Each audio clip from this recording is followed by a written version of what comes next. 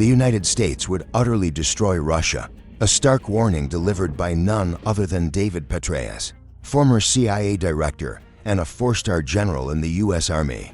His scenario: a decisive, NATO-led response should Russia ever deploy nuclear weapons in Ukraine, a coordinated strike aimed at annihilating all Russian forces within or near Ukrainian territory. But Petraeus left a critical question hanging in the air in a direct, one-on-one confrontation between the world's two most formidable military superpowers. Who truly emerges victorious? While any real conflict would inevitably draw on allies, escalating into a global clash, the hypothetical duel remains fascinating. Does the American eagle possess the might to single-handedly take down the Russian bear? What hidden strengths might Moscow unleash to clip the eagle's wings? Let's dissect this potential clash of titans, starting with the most visible factor: sheer military scale. According to global firepower statistics, the US and Russia currently occupy the #1 and 2 spots globally. The United States fields a massive force, nearly 1.4 million active duty personnel, with over 1 million belonging to its ground forces alone. Its Air Force and Navy are formidable, each boasting hundreds of thousands of service members. This manpower is backed by overwhelming hardware, over 13,300 aircraft, nearly 10,000 ready for combat, 5,500 tanks amidst over 300,000 ground vehicles, 11 aircraft carriers, 92 destroyers, and potent Ohio-class ballistic missile submarines. The U.S. military is built for dominance in the air, on land, and beneath the waves. Russia, meanwhile, commands over 1.3 million total personnel, including around 830,000 active troops and significant reserve and paramilitary forces. Like the Wagner Group, while their total manpower rivals the U.S., their air power lags numerically, with roughly 4,182 aircraft perhaps only half combat-ready, and fewer personnel in their aerospace forces. They also possess fewer ground combat vehicles overall. However, Russia compensates with staggering numbers in specific areas: an unparalleled arsenal of over 1,250 tanks and nearly 6,600 self-propelled artillery pieces, dwarfing U.S. numbers in these categories. Their Navy, though centered around a single carrier, Admiral Kuznetsov, and fewer destroyers, 15, boasts a larger fleet overall, 598 ships, with significant numbers of corvettes and mine warfare vessels. Submarine numbers are comparable, but Moscow holds an edge in corvettes. If wars were won solely by inventory lists, the U.S. advantage seems clear.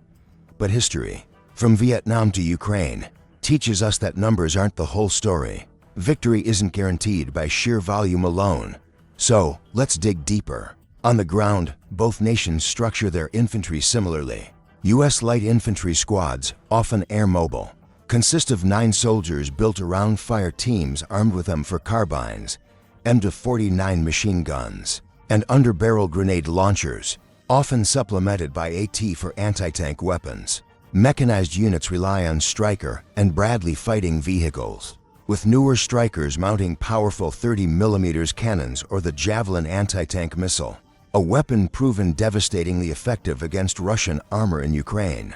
This gives U.S. forces a potent mid-range anti-tank capability, crucial against Russia's tank-heavy ground forces. Russia counters with motorized rifle units, typically transported in BMP or BTR armored vehicles. Each vehicle carries a 7-man squad equipped with PKM machine guns, AK-7 rifles, and RPG-16 short-range anti-tank weapons.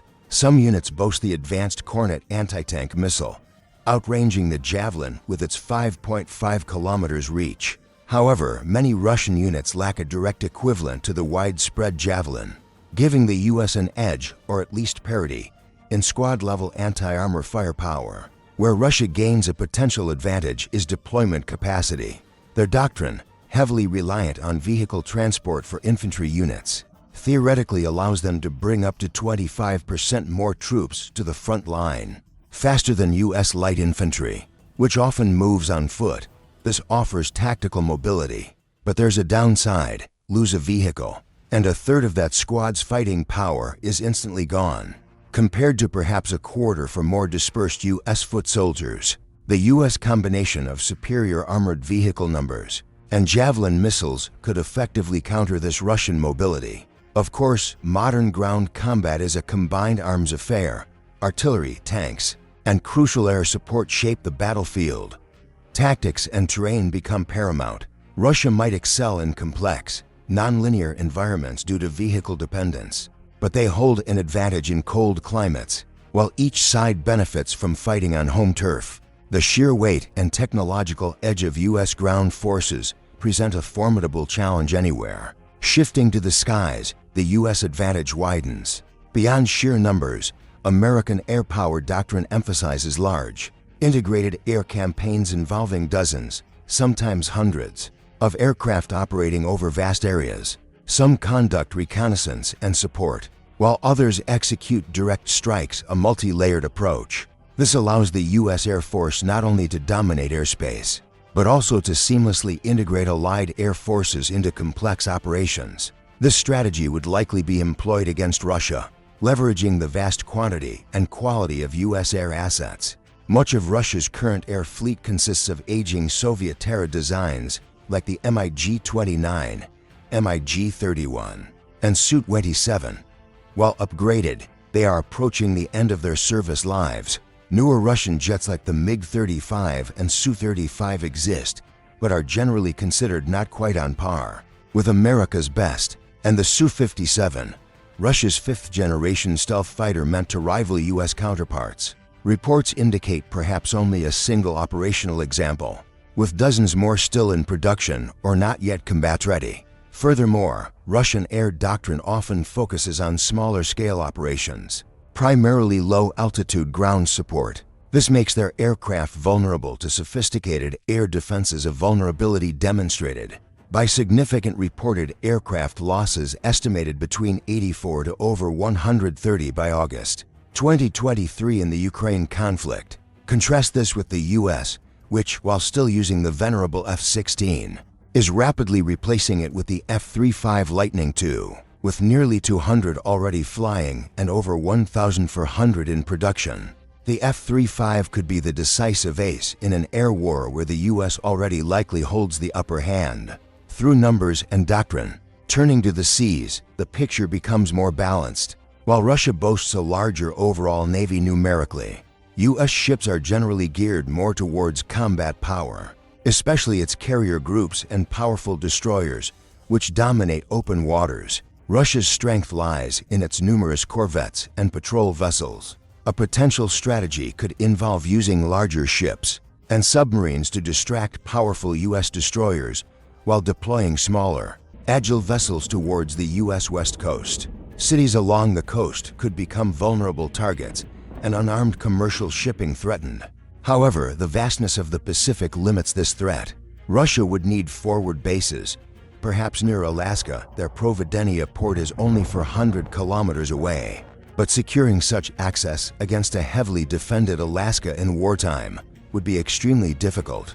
Analysis suggests the Russian Navy is primarily structured for strategic deterrence, using its fleet to keep potential adversaries away from Russian territory, rather than for global power projection like the U.S. Navy. This defensive posture makes a U.S. amphibious landing on Russian soil incredibly challenging, mitigating the U.S. advantage in ground troop numbers. The U.S., conversely, relies on projecting naval power across oceans. Its 11 carrier strike groups provide mobile air power platforms capable of striking Russian naval bases. The seamless integration of U.S. naval and air power offers a strong defense against coastal attacks, where the two powers find parity is beneath the waves, particularly with nuclear-powered submarines. President Putin has invested heavily in rebuilding Russia's submarine capabilities.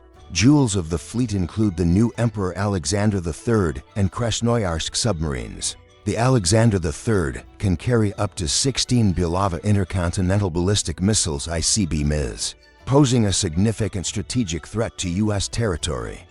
Putin has promised more such vessels.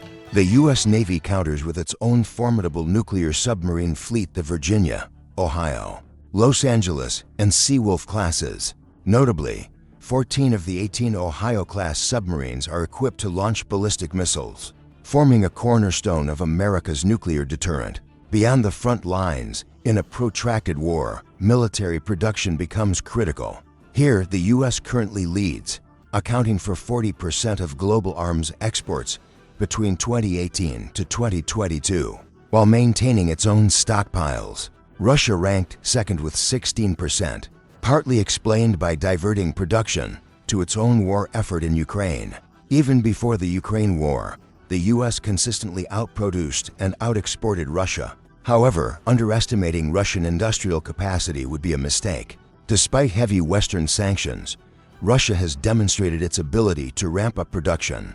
In September 2023, Putin ordered an acceleration in Rostec, the state-owned conglomerate responsible for much of Russia's arms manufacturing. Reported production increases ranging from 2 to 10 times for various equipment types. Those sanctions reportedly hinder the production of advanced items like tanks and ballistic missiles. Still, as a state-controlled entity, Rostec can potentially sustain production in ways the U.S. system, reliant on contracts with private companies like Lockheed Martin, Raytheon, and Boeing, might struggle to match under extreme pressure, potentially getting bogged down in bureaucracy. But all these conventional comparisons could become terrifyingly irrelevant.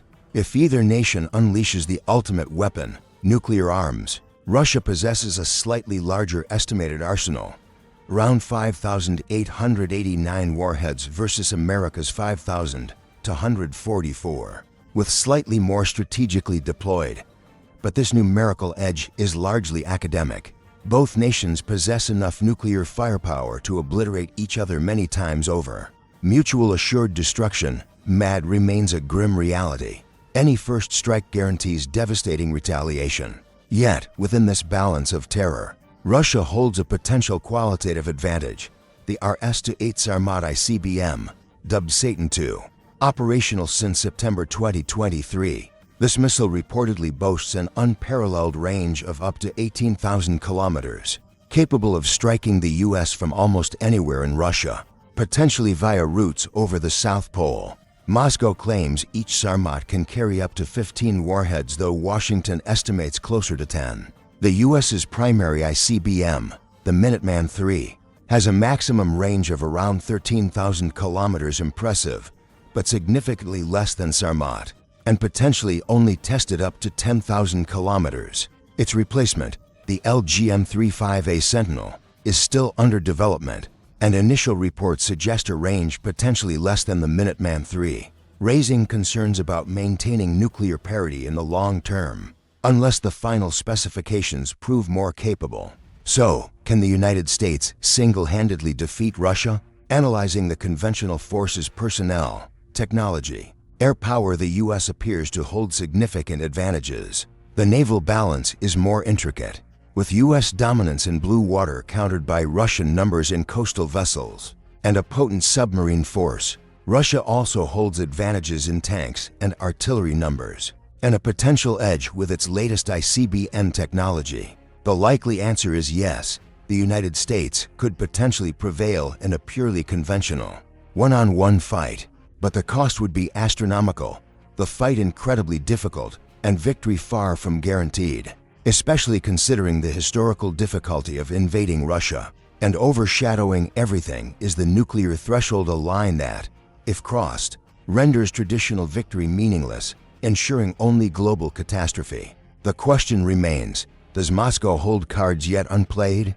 Are there vulnerabilities beneath America's powerful military facade that Russia could exploit?